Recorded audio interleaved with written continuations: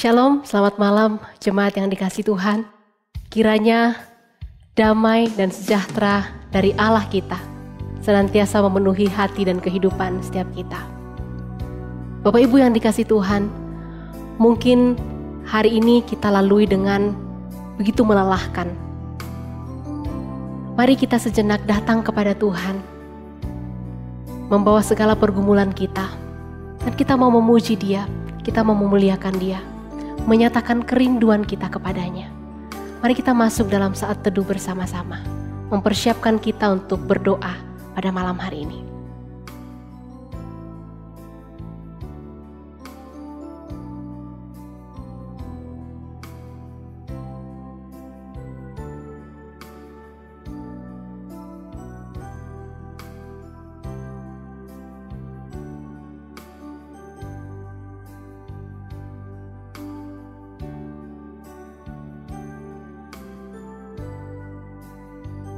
Amin. Saudara, kita bersyukur karena kita punya Allah yang menyelamatkan kita. Bagaimanakah kita membalas kasih-Nya, saudara? Mari kita menyanyikan pujian ini. Bagi Dia segala pujian dan hormat.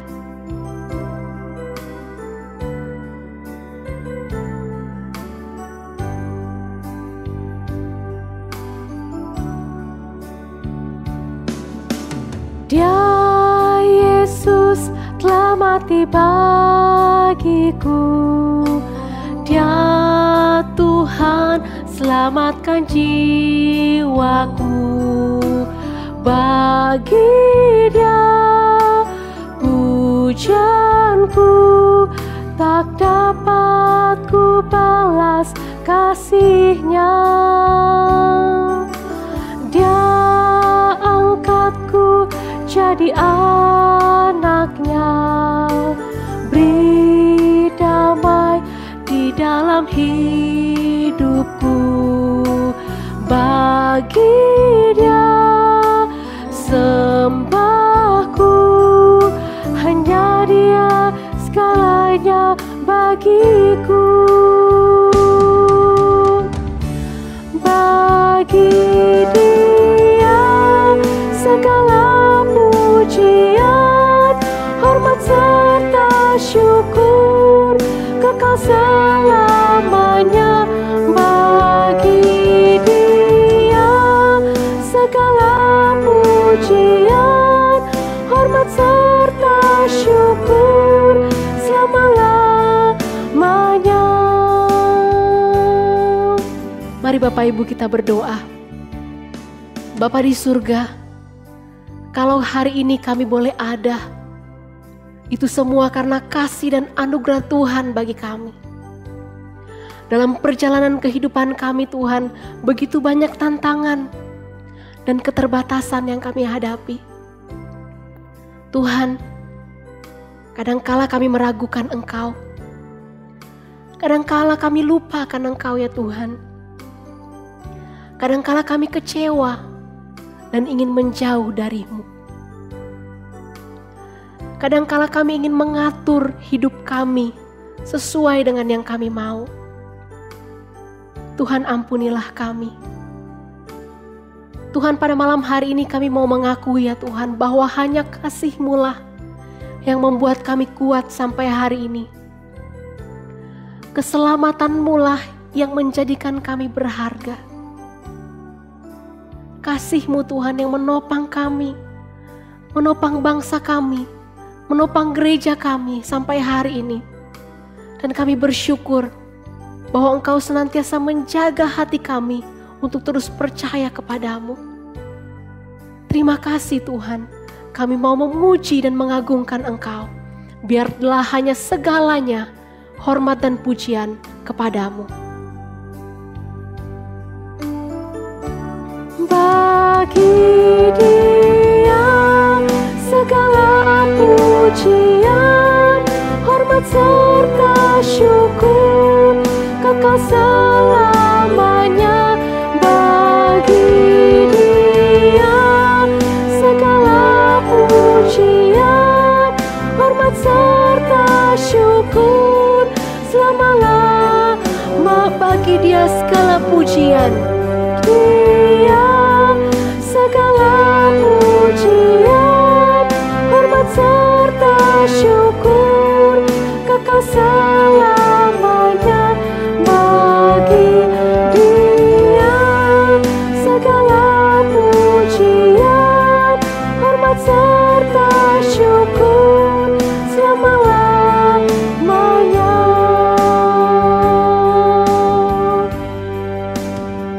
Mari Bapak Ibu yang dikasih Tuhan, kita akan masuk dalam doa-doa syafaat kita. Mari yang pertama kita berdoa untuk bidang ibadah. Setiap hari Minggu jemaat masih beribadah dari rumah. Mari kita berdoa, biarlah setiap jemaat tetap memiliki kerinduan untuk bersekutu dengan Tuhan. Mari kita berdoa untuk tim pelayanan yang setiap hari Minggu masih bertugas untuk melayani. Kiranya Tuhan memberikan kepada mereka kesehatan, pemeliharaan dari Tuhan. Mempersiapkan setiap ibadah dengan baik untuk setiap jemaat boleh beribadah kepada Tuhan. Mari kita berdoa untuk bidang ibadah dan juga untuk setiap pelayan-pelayan yang melayani setiap minggunya. Mari kita berdoa. Bapa di surga, pada malam hari ini kami bersama-sama berdoa ya Tuhan, untuk bidang ibadah yang setiap hari Minggu masih mempersiapkan ibadah, live streaming, bahkan rekaman yang dilakukan. Tuhan, kami berdoa kiranya Tuhan Engkau memberkati setiap mereka, memberkati persiapan mereka, menjaga dan memelihara mereka Tuhan. Engkau yang melindungi setiap mereka untuk mempersiapkan pelayanan ibadah setiap hari Minggu dengan baik. Kami berdoa, biarlah ketika mereka melayani, mereka juga boleh terus dikuatkan, mereka juga terus disegarkan kembali oleh Tuhan. Kami mau berdoa ya Tuhan untuk setiap jemaat yang masih harus beribadah dari rumah. Kiranya Tuhan terus memberkati. Kami berdoa ya Tuhan, biarlah ibadah di GKI Kebayoran Baru, ibadah setiap jemaat-Mu dari rumah masing-masing boleh menjadi ibadah yang berkenan kepada Tuhan. Terima kasih Bapa. Di dalam nama Tuhan Yesus kami berdoa dan bersyukur. Amin. Yang kedua Bapak Ibu, mari kita berdoa untuk bidang pekabaran Injil. Di masa pandemi ini mungkin ada kesulitan, keterbatasan untuk memberitakan Injil. Namun biarlah setiap jemaat boleh tetap memiliki kerinduan dengan cara yang kreatif untuk memberitakan Injil. Mari kita berdoa untuk bidang pekabaran Injil di GKI Kebayoran Baru, supaya Tuhan pakai untuk boleh memperlengkapi jemaat memberitakan Injil. Mari kita berdoa untuk pos pelayanan di Bengkulu, supaya Tuhan memberkati setiap jemaat di sana. Bahkan ada jemaat-jemaat atau ada orang-orang baru yang dibawa kepada Tuhan. Kita berdoa untuk hamba Tuhan di pos Bengkulu. Mari kita berdoa bersama-sama. Bapa di surga, kami berdoa untuk pekabaran Injil di gereja kami. Mungkin karena masa pandemi ini Tuhan, banyak keterbatasan, banyak kesulitan untuk memberitakan Injil. Namun biarlah semangat kami untuk memberitakan Injil tidak padam ya Tuhan. Namun Tuhan berikan kami cara-cara yang kreatif. Bagaimana kami boleh menjangkau, bagaimana kami boleh memberitakan Injil bagi orang-orang sekeliling kami. Kami berdoa untuk pengurus bidang pekabaran Injil. Boleh Tuhan pakai untuk memperlengkapi jemaat memberitakan Injil. Kami berdoa untuk pos pelayanan di Bengkulu. Berdoa untuk hamba Tuhan GI Henry dan GI Berta yang melayani di sana, GI Filemon. Kiranya Tuhan memberkati mereka. Berkati jemaat-Mu di sana, mereka boleh bertumbuh. Terlebih ya Tuhan, firman-Mu boleh diberitakan dan ada orang-orang yang percaya kepada Tuhan. Terima kasih Bapa. Di dalam nama Tuhan Yesus, kami bersyukur dan berdoa. Amin. Saudara, di dalam sepanjang kehidupan kita membutuhkan Tuhan. Mari kita menaikkan pujian ini. Kami perlu Engkau ya Tuhan dalam hidup kami.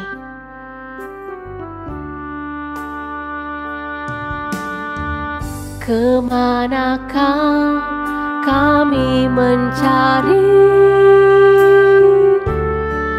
kasih sejati? Kemanakah kami berseru saat badai datang menderu? Yang kami tahu hanya Kau yang mampu pulihkan segala sesuatu. Kami perlukan keajaiban-Mu, kami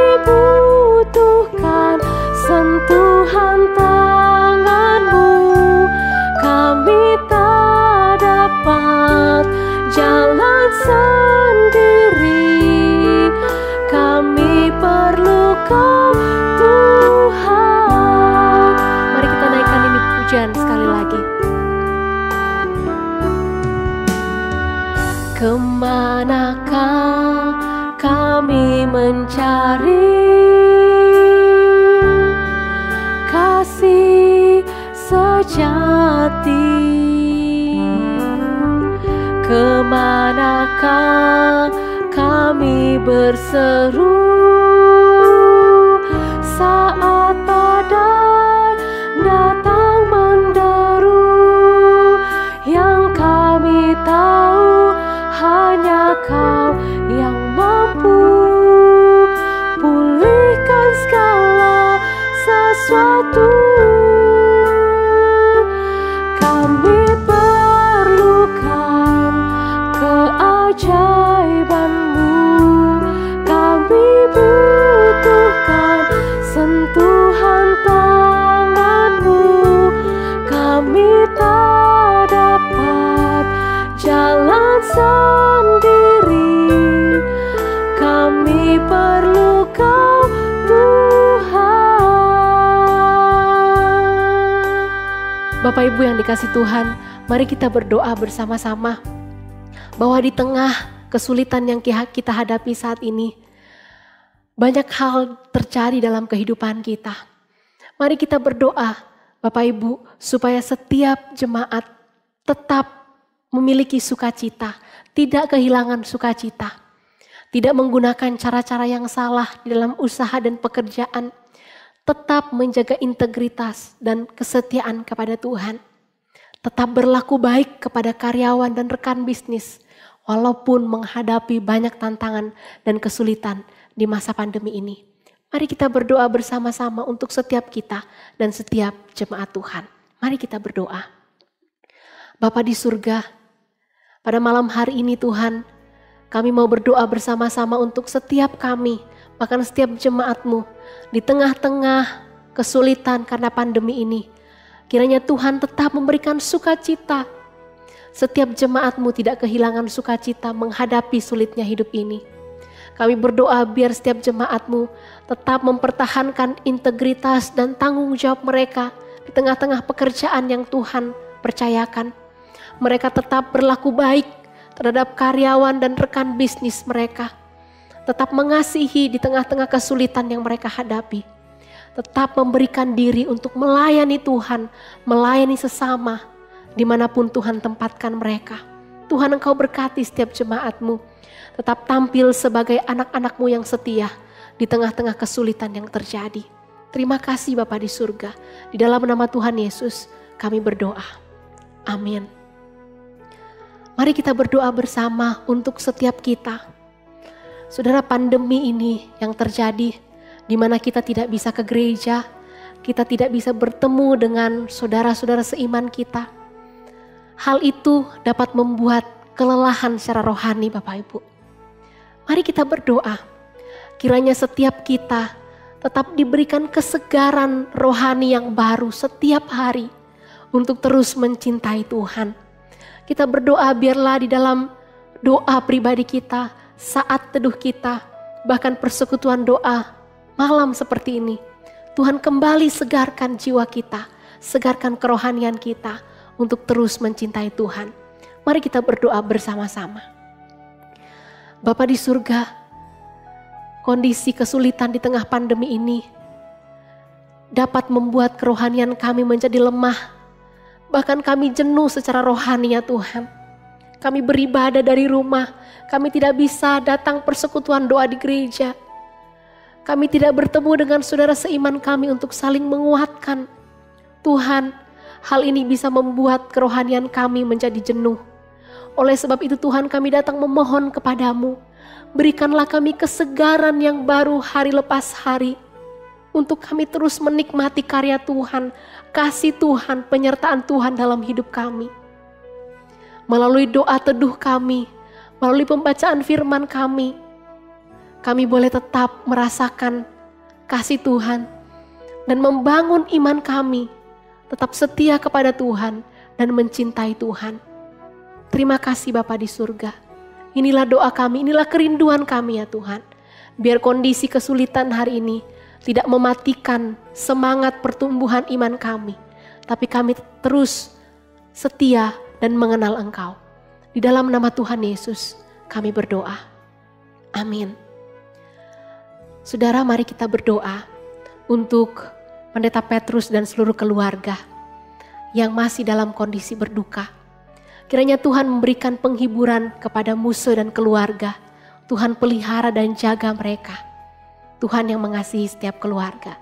Mari kita doakan Pendeta Petrus dan keluarga.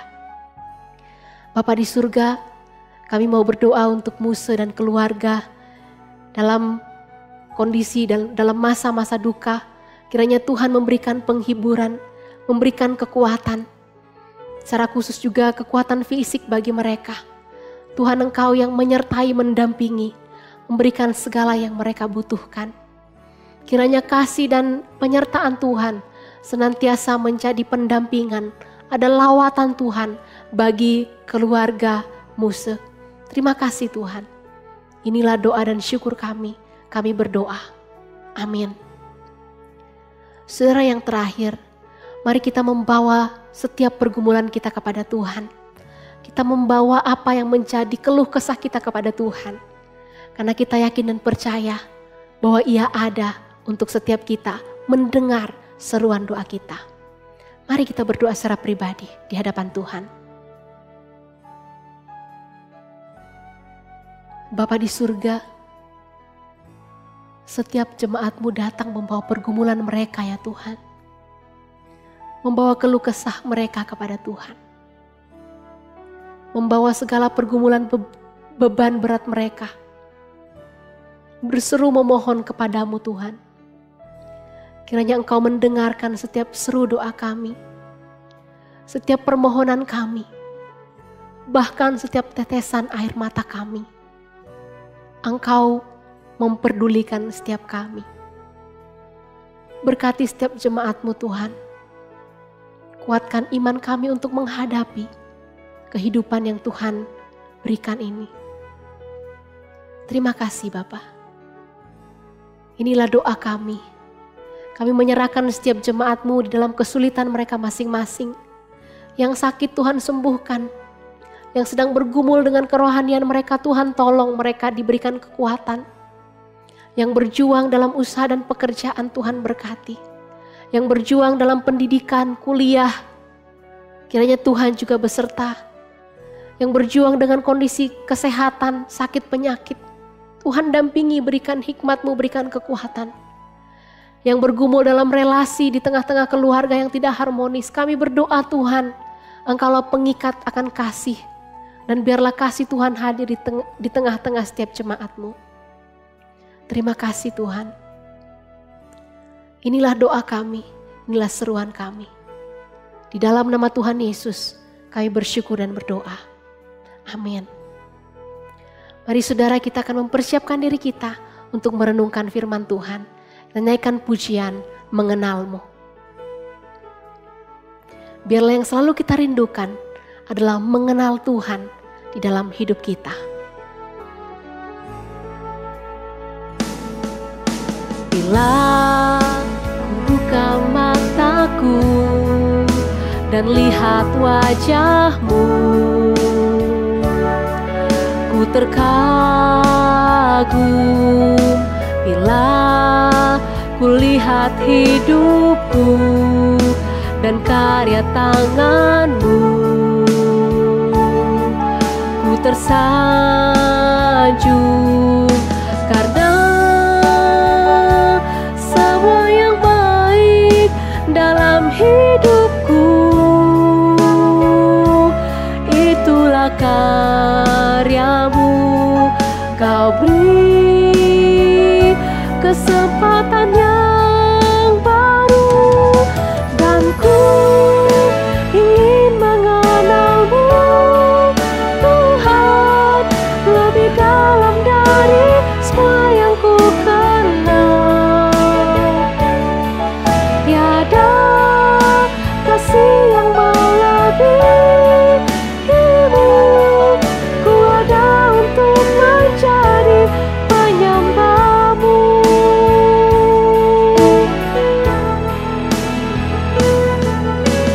Nah, ku buka mataku dan lihat wajah-Mu,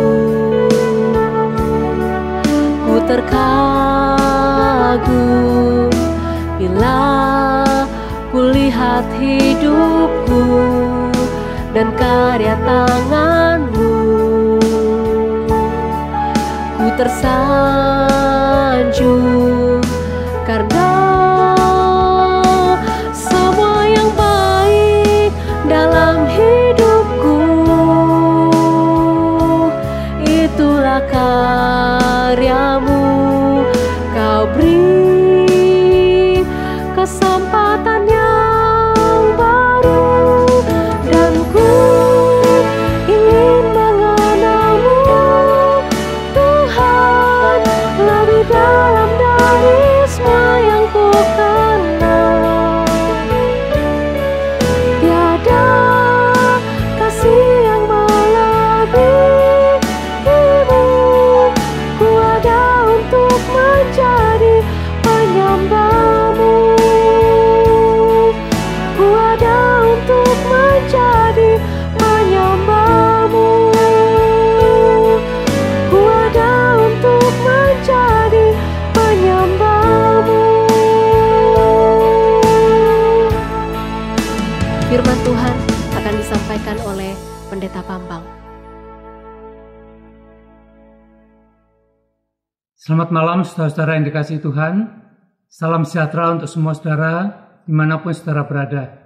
Pada malam hari ini kita akan bersama-sama merenungkan tentang kitab Nehemia pasal 1 ayat 4 sampai ayat yang ke-11. Tema kita adalah penyembahan di tengah pergumulan. Saudara-saudara, sebelum kita merenungkan bagian firman Tuhan ini, mari kita masuk di dalam doa. Bapa Surgawi, kami datang ke hadapan-Mu. Kami rindu Tuhan untuk senantiasa dengar-dengaran akan firman-Mu. Kami bukan hanya mendengar, tetapi kami mau menyimpan firman-Mu dan melakukannya dalam kehidupan kami. Biarlah Roh Kudus menolong sejak kami mendengar sampai pada waktu kami melakukannya. Kiranya Roh Tuhan menyertai pemberitaan firman Tuhan ini dari awal hingga akhir. Di dalam nama Tuhan Yesus, kami berdoa dan mengucap syukur. Amin. Saudara-saudara, berbicara tentang Nehemia, mari kita mencoba melihat pertama-tama di dalam ayat yang pertama sampai ayat yang ketiga. Maka di situ kita bisa melihat bagaimana tentang riwayat Nehemia bin Hakalia ini. Meskipun secara singkat. Arti nama Nehemia sendiri yaitu penghiburan dari Tuhan. Dan Nehemia adalah sebagai juru minuman Raja Artasasta. Dan pada tahun ke-20 pemerintahan Raja Artasasta, Nehemia mendapatkan satu berita. Nah, beritanya apa? Nanti kita akan bahas bersama.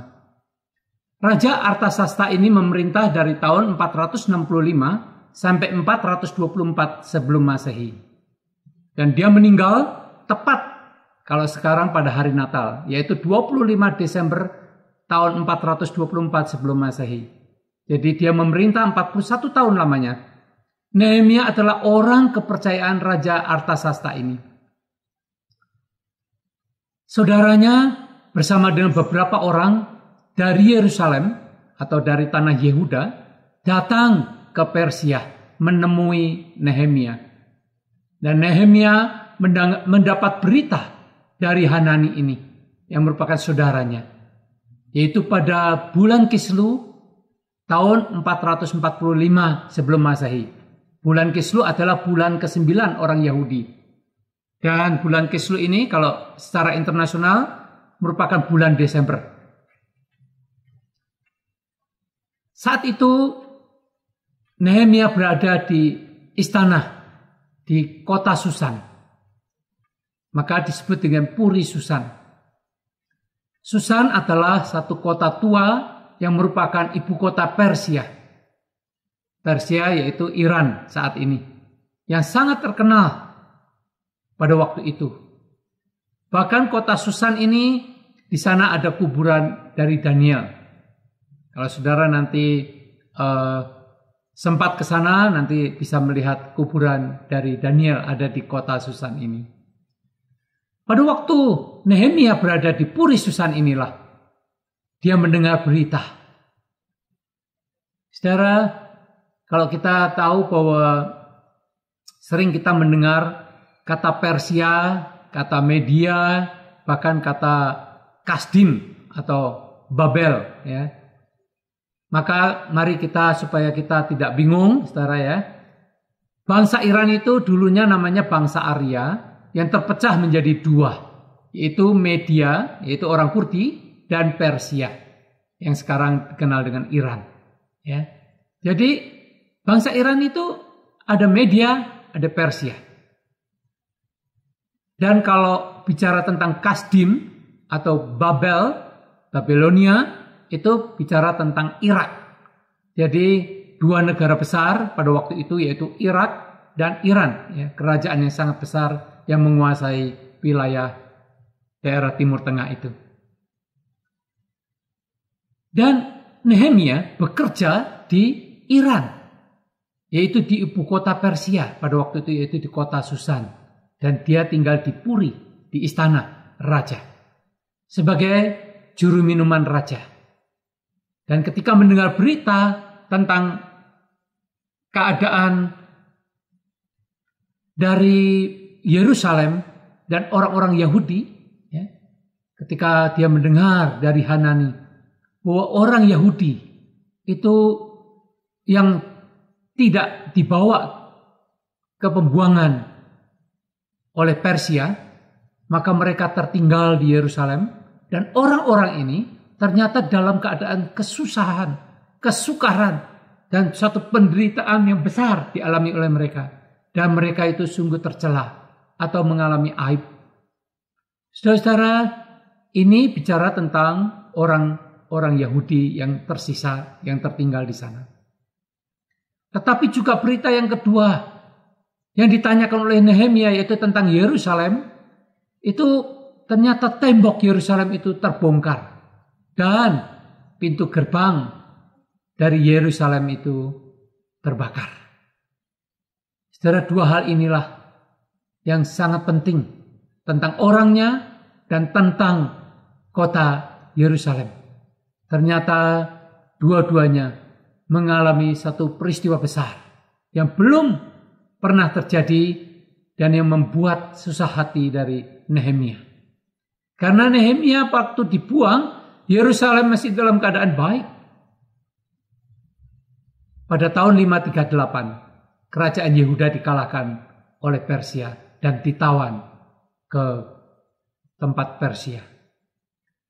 Saudara, itulah sebabnya ketika dia mendengar berita itu, ada 4 hal yang dilakukan oleh Nehemia. Saya akan bacakan mulai dari ayat yang keempat ini. Ketika aku dengar berita ini, duduklah aku menangis dan berkabung selama beberapa hari. Aku berpuasa dan berdoa ke hadirat Allah semesta langit.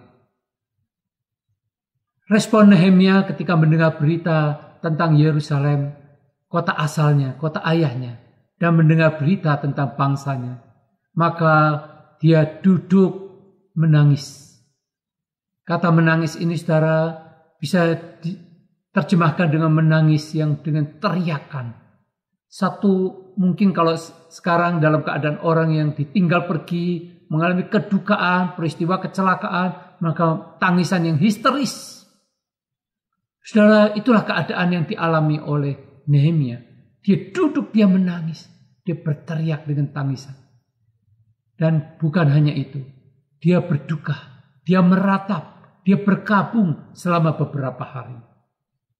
Lalu dia berpuasa dan berdoa ke hadirat Allah semesta langit. Itulah respon ketika dia mendengar berita tentang bangsanya dan tentang kotanya. Dan isi doa dari Nehemia ditulis dari ayat 5 sampai ayat yang ke-11. Mari kita membaca beberapa ayat ini.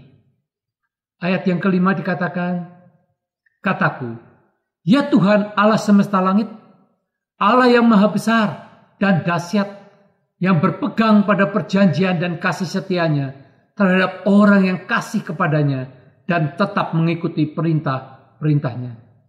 Yang pertama, saudara, doa Nehemia ini merupakan doa penyembahan kepada Allah. Dia menyadari dan dia mengenal siapa Allah itu. Allah yang dia percaya adalah Allah penguasa alam semesta. Allah yang maha besar dan Allah yang maha dahsyat. Dan kepadanya lah Nehemia berdoa. Saudara, pada waktu Nehemia menyebut Allah penguasa alam semesta, Allah maha besar dan Allah maha dahsyat, itu merupakan satu penyembahan. Dan itulah doa penyembahan Nehemia kepada Allah Yahweh. Di dalam ayat 6 dan ayat 7, ini merupakan doa tentang pengakuan dosa. Saya akan membacakan ayat yang ke-6 dan 7 ini. Berilah telingamu, bukalah matamu, dan dengarkanlah doa hambamu yang sekarang kupanjatkan kehadiratmu siang dan malam. Bagi orang Israel, hamba-hambamu itu, dengan mengaku segala dosa yang kami orang Israel telah lakukan terhadapmu. Juga aku dan kaum keluargaku telah berbuat dosa. Kami telah sangat bersalah terhadapmu dan tidak mengikuti perintah-perintah, ketetapan-ketetapan dan peraturan-peraturan yang telah kau perintahkan kepada Musa hambamu itu. Saudara, di sini kita bisa belajar bagaimana ketika Nehemia berdoa.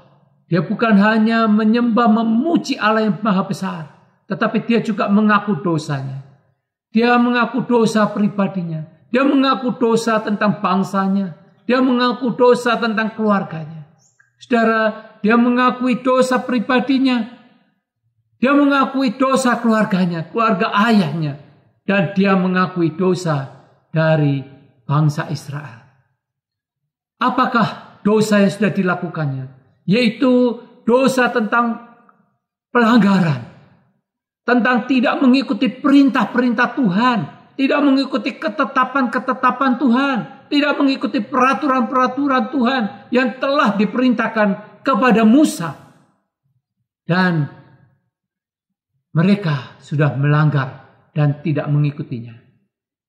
Padahal perintah-perintah Taurat Tuhan itu seharusnya dilakukan. Apa yang diterima oleh Musa yang sudah dibagikan kepada bangsa Israel, supaya mereka memegang Taurat Tuhan itu, hukum-hukum Taurat Tuhan itu. Ternyata mereka melanggarnya. Saudara-saudara, itulah sebabnya mereka mengaku dosa. Nehemia dengan rendah hati menyadari bahwa dia adalah seorang yang sudah ikut melanggar akan ketetapan peraturan perintah yang sudah diperintahkan oleh Tuhan kepada Musa. Paling tidak 10 hukum Taurat itu yang diberikan Allah kepada Musa di Gunung Sinai. Ada hal-hal yang dia sudah langgar. Yaitu mungkin mereka sudah tidak mengutamakan Tuhan. Bahkan mungkin mereka sudah mulai serong jalan ke kanan dan ke kiri.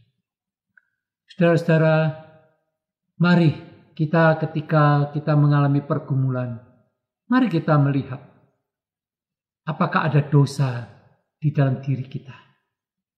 Apakah ada dosa di dalam keluarga kita. Apakah ada dosa dengan umat Tuhan, dengan jemaat kita, dengan umat Kristen di seluruh dunia, atau bahkan dengan bangsa-bangsa di dunia. Saudara-saudara, COVID-19 ini mengingatkan kepada kita satu pergumulan yang sangat besar, yang harusnya kita menyembah kepada Tuhan dan sungguh introspeksi terhadap diri, keluarga, umat Tuhan, dan seluruh bangsa di dunia. Saudara, bukan hanya itu. Kalau kita melihat di dalam isi doa Nehemia, di dalam ayat 8 sampai ayat yang ke-10, itu sangat indah, saudara. Dikatakan demikian. Jadi doa Nehemia ini mulai dari ayat 5 sampai ayat 11. Itu isi doa dari Nehemia. Dan ayat yang ke-8 mengatakan demikian. Ingatlah akan firman yang kau pesan kepada Musa, hambamu itu. Yakni, bila kamu berubah setia kamu akan kucerai-beraikan di antara bangsa-bangsa. Tetapi bila kamu berbalik kepadaku dan tetap mengikuti perintah-perintahku serta melakukannya, maka sekalipun orang-orang buanganmu ada di ujung langit, akan kukumpulkan mereka kembali dan kubawa ke tempat yang telah kupilih untuk membuat namaku diam di sana. Ayat 10. Bukankah mereka ini hamba-hambamu dan umatmu yang telah kau bebaskan dengan kekuatanmu yang besar dan dengan tanganmu yang kuat? Saudara-saudara, ayat 8, bagaimana Nehemia berdoa dengan mengingat firman Tuhan. Firman Tuhan yang sudah dipesankan kepada Musa. Artinya apa? Bahwa dia sudah berdoa sesuai dengan kehendak Allah, sesuai dengan firman Allah. Dia katakan tentang bagaimana peringatan Allah. Peringatannya tentang apa, saudara? Yaitu tentang bahwa kalau dia berubah setia, bangsa Israel ini berubah setia, maka dia akan dicerai-beraikan di antara bangsa-bangsa. Dan itu sudah terjadi. Kerajaan utara sudah ditawan. Kerajaan Israel juga sudah ditawan. Pada tahun 538. Dikalahkan oleh Babel dan dikalahkan oleh Persia. Saudara-saudara, kalau kita melihat dua tempat di mana mereka dibuang, baik di Irak maupun di Iran. Dan Nehemia saat itu melayani di Iran sebagai juru minuman Raja Artasasta. Saudara, kalau kita melihat bahwa mereka sadar bahwa mereka sudah tidak taat, sudah melakukan kesalahan, yaitu berubah setia kepada Tuhan, maka mereka sudah dicerai-beraikan. Tetapi ada janji Tuhan. Kalau mereka berbalik kepada Tuhan dan kembali mengikuti perintah-perintah Tuhan, sekalipun mereka sudah dibuang di ujung-ujung jauh, baik ada yang ada di Mesir, baik yang ada di Babel atau di Irak, ataupun yang ada di Iran, mereka sekalipun ada di pelosok-pelosok yang berbeda, tempat yang jauh, satu saat akan dikumpulkan kembali. Dan itulah janji Tuhan. Sampai hari ini kita melihat bagaimana bangsa Israel dikumpulkan kembali dari berbagai pelosok.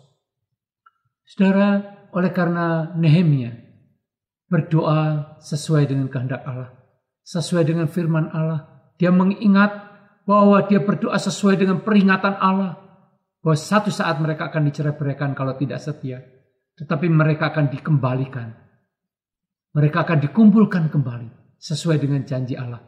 Sesuai dengan peringatan dan janji Allah itulah Nehemia berdoa kepada Tuhan semesta langit.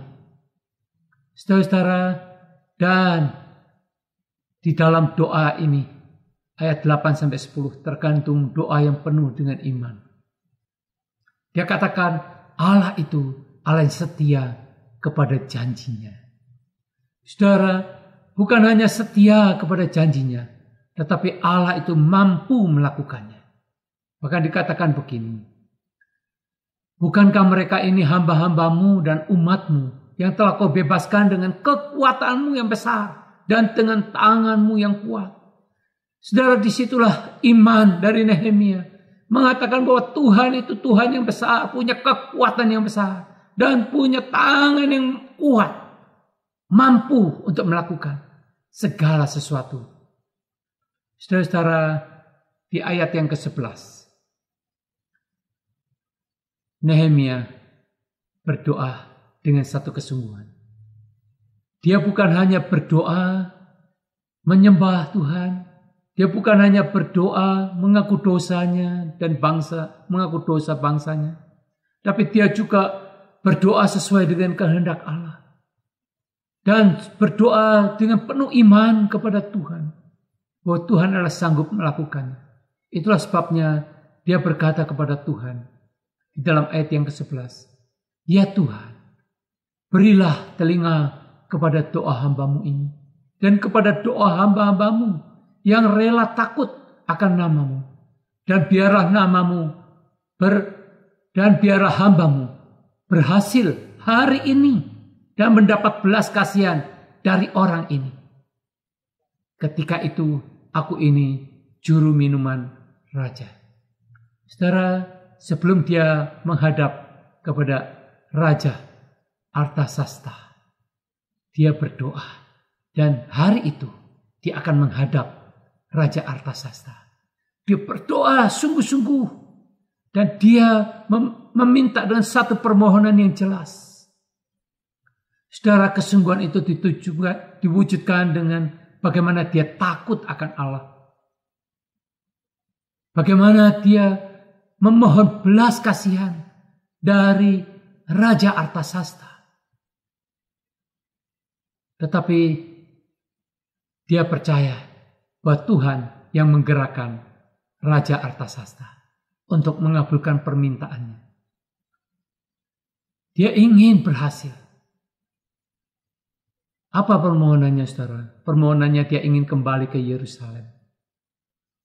Untuk menguatkan bangsa Yehuda kembali. Untuk membangun tembok yang diberitakan sudah runtuh. Untuk membangun pintu gerbang kembali. Saudara, Raja Artasasta mengabulkan. Sungguh-sungguh inilah jawaban doa. Nehemia berhasil karena mengandalkan Tuhan dengan hikmat-Nya. Dia bukan hanya berhasil untuk kembali ke Yerusalem, tetapi dia juga berhasil memperbaiki tembok Yerusalem. Saudara, tembok Yerusalem mulai dibangun pada zaman Raja Daud. Kemudian dilanjutkan oleh Raja Salomo. Itu pada tahun 1000 lebih, saudara. Sebelum Masehi. Sampai kepada Raja Amasya, Raja Yotam. Itu tahun 600 lebih. Jadi dalam ratusan tahun, tembok itu dibangun terus-menerus dan semakin luas. Semakin kokoh. Semakin besar, semakin kokoh. Saudara, kalau saudara ingat tentang tembok China, tembok yang ada di Beijing, itu begitu panjang, begitu besar, tinggi, kokoh, ya, begitu lebar. Dan dibangun dari dinasti ke dinasti. Sama seperti tembok Yerusalem ini. Juga dibangun dari dinasti ke dinasti. Tetapi ketika runtuh, ketika mau diperbaiki, Nehemia tentu dalam waktu 4 bulan sebelum dia berangkat, yaitu pada bulan Nisan, bulan pertama pada tahun 444 sebelum Masehi. Jadi pada waktu bulan 9, bulan Kislu, atau bulan Desember kalau internasional, pada tahun 445 sebelum Masehi, dia sudah meminta dan sudah dikabulkan, tetapi dia terus menggumulkan, mempersiapkan diri sebelum dia berangkat menuju ke Yerusalem. Dia sudah memikirkan kira-kira apa yang sudah akan dilakukan di sana. Bagaimana cara melakukannya. Dia seorang pemimpin yang handal, seorang leadership, dia seorang organisatoris, seorang manajerial. Itulah sebabnya dia harus memohon hikmat Tuhan, mengatur semua itu. Bagaimana caranya supaya dalam waktu singkat tembok ini bisa terbangun. Bagaimana dalam waktu yang singkat pintu gerbang itu bisa terbangun. Saudara-saudara, dia sudah merancangkan itu. Dia sudah memikirkan nanti kalau sampai di sana dia akan memotivasi orang-orang, suku-suku yang tinggal di depan tembok itu yang runtuh diperbaiki. Semua orang diberikan satu semangat dan diberikan tahu caranya. Bagaimana supaya tidak diganggu oleh orang-orang penduduk sekitarnya. Orang-orang Kanaan yang ada di sekitarnya. Mereka harus membawa tombak, membawa pedang di tangan kanan. Mereka sambil membangun. Saudara-saudara, dan membangunnya di depannya persis. Supaya tidak perlu jauh-jauh. Membangun di tempat di depannya yang runtuh. Supaya semua warga, semua rakyat di Yerusalem itu membangun. Bahkan dibantu oleh orang-orang Yahudi yang berada di luar Yerusalem tentunya. Dia mengobarkan semangat bagaimana membangun dari dalam, membangun dari luar. Sehingga tembok yang tebal itu, tembok yang tinggi itu bisa diselesaikan dalam waktu 52 hari. Saudara, ini luar biasa. Ketika Nehemia berdoa menyembah Tuhan, ketika dia sungguh-sungguh berdoa, bukan hanya hari itu saja dia berdoa sungguh-sungguh, bukan hanya hari itu saja dia berpuasa dan berdoa, bukan saudara. Seringkali ketika kita menghadapi kesulitan baru kita berdoa, tidak salah, tetapi lebih penting adalah menjalin hubungan yang baik. Itulah sebabnya Nehemia dikatakan seorang yang saleh, karena dia terus membangun ibadahnya kepada Tuhan, imannya kepada Tuhan. Dia bangun pertumbuhan imannya, pengenalan akan Tuhan, kedekatannya dengan Tuhan. Sehingga pada waktu dia berdoa sungguh-sungguh, Tuhan juga tahu, memang engkau hambaku yang setia di dalam berdoa. Memang engkau hambaku yang setia di dalam beribadah kepadaku. Ketika kesulitan besar datang, engkau punya hati, punya belas kasihan, punya satu jiwa patriot untuk membangun bangsanya kembali, untuk membangun kotanya kembali. Saudara, 11 tahun sebelumnya Ezra sudah membangun bait Allah di Yerusalem, tetapi tembok Yerusalem belum terbangun. Itulah sebabnya pada zaman Nehemia membangun kembali tembok itu. Luar biasa. Tuhan mengabulkan doanya. Dia minta supaya berhasil dan sungguh-sungguh berhasil. Bukan hanya berhasil dari permohonannya kepada Raja Artasasta, tetapi juga keberhasilan ketika membangun Yerusalem. Dan bukan hanya itu, saudara. Kalau kita melihat sejarah selanjutnya, bagaimana akhirnya Nehemia diangkat sebagai gubernur. Dan selanjutnya setelah dia selesai menjadi gubernur, saudaranya yang tadi memberitahu kepada Nehemia tentang peristiwa yang terjadi di Yerusalem, dia pun menggantikannya menjadi gubernur. Luar biasa bukan? Sungguh indah. Satu keluarga dipakai oleh Tuhan. Bukan hanya Nehemia, tapi juga Hanania, saudaranya. Dipakai oleh Tuhan. Saudara-saudara, mari ketika kita ada peristiwa yang membuat kita bergumul, mari kita tetap melakukan penyembahan kepada Tuhan di tengah-tengah pergumulan kita. Maukah saudara dipakai oleh Tuhan menjadi orang yang setia di dalam ibadah dan doanya? Dengan kesetiaan itu punya hati yang mau menolong umat Tuhan, yang mau menolong bangsanya, yang mau menolong seluruh dunia yang membutuhkannya. Biarlah jiwa patriot dari Nehemia juga ada di dalam diri saudara, di dalam doa penyembahan kepada Tuhan. Mari kita masuk di dalam doa. Terima kasih Tuhan untuk firman-Mu. Biarlah Tuhan, Engkau sendiri yang sudah hadir di dalam pemberitaan firman Tuhan ini, boleh mengajar kami, mengingatkan kami melalui firman Tuhan. Ajar kami untuk setia kepadamu Tuhan. Kalau kami sama dengan seluruh bangsa sudah berlaku serong kepada Tuhan, bahkan seluruh keluarga kami jauh dari Tuhan, ampuni segala dosa dan kesalahan kami. Kembalikan kami ke jalan-Mu ya Tuhan. Kami berdoa ya Tuhan, supaya pandemi ini juga cepat berlalu.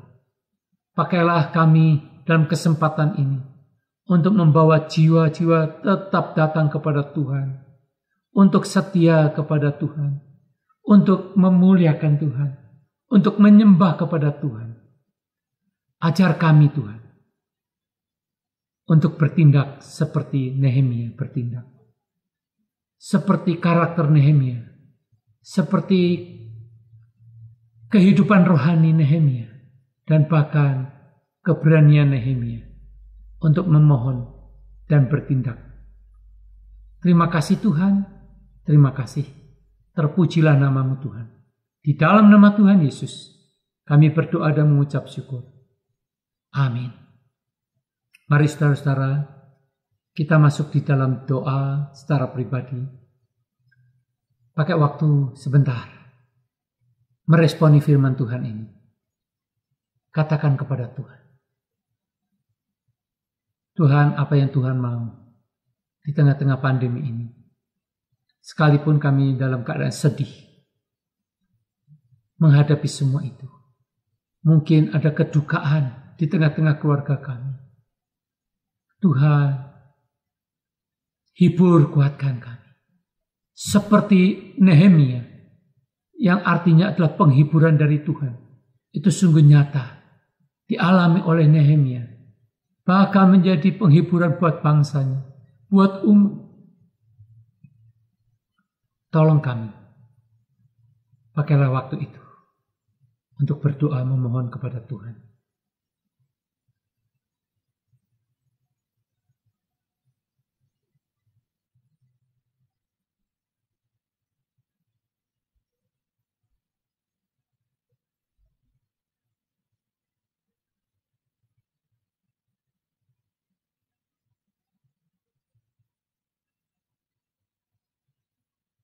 Bapa Surgawi, kami rindu Tuhan pada akhirnya di dalam akhir ibadah kami, ibadah doa kami ini. Kiranya nama Tuhan boleh ditinggikan dan sungguh Tuhan boleh memberkati kami. Kiranya kasih dari Allah Tritunggal, Allah Bapa, Tuhan Yesus Kristus, dan Allah Roh Kudus memberkatimu dan melindungimu, serta menyertaimu dengan kasih karunia demi kasih karunia-Nya, dan memberikan damai sejahtera kepadamu, mulai dari sekarang sampai selama-lamanya. Amin. Kebaktian doa selesai, Tuhan memberkati.